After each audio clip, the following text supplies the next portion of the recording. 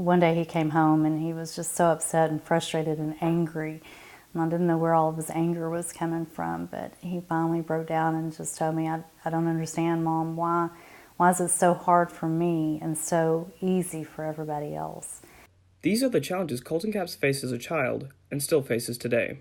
I'll be reading something and then I'll keep reading it, but like not actually process that because I begin thinking about something else.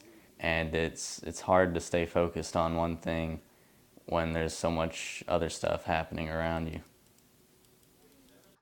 Studies show that approximately 10% of the American population is affected by learning disabilities, and of that 10%, 34% are made up of school-aged children. Freshman year, I was reading out loud in class, and especially reading out loud for me, a lot of things flip more for me, and so I was reading and I couldn't really understand what I was reading because everything was flipping, and I got to where that I couldn't even tell what it was, and the teacher called me stupid in front of the class and everyone laughed at me because I couldn't figure out what I was reading. My mom took me to a Sesame Street play when I was little and I screamed, and it wasn't because of Elmo or anything, it was just, loud noise. And anywhere I was taken that was noisy, even a restaurant, I would scream, and my mom would have to, take me outside or leave the restaurant. The challenges associated with cognitive disabilities can have a negative impact on students academically, and teachers aim to accommodate them to meet their needs.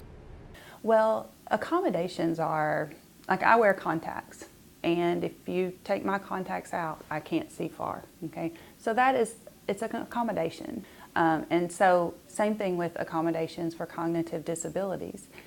You're still held responsible for your work and for what you have to do in your job or in the classroom or whatever, but it's just a little something that you need to assist you. While accommodations attempt to level the playing field for students with learning disabilities, the effects of having a learning disability are permanent and often come with negative stigmas. You always are trying to be able to do something, but you can never do it perfectly, you know what I mean? You can do it, but you're never going to be, you can do it here, but you'll never be able to do it up to here. I think they think that because they don't understand, because they think dyslexia is just us seeing letters backwards and numbers backwards, but it's really more than that. It changes your process of learning too. Although students with learning disabilities can never match their counterparts fully, their perseverance and inner will allow them to live their daily lives successfully despite their challenges.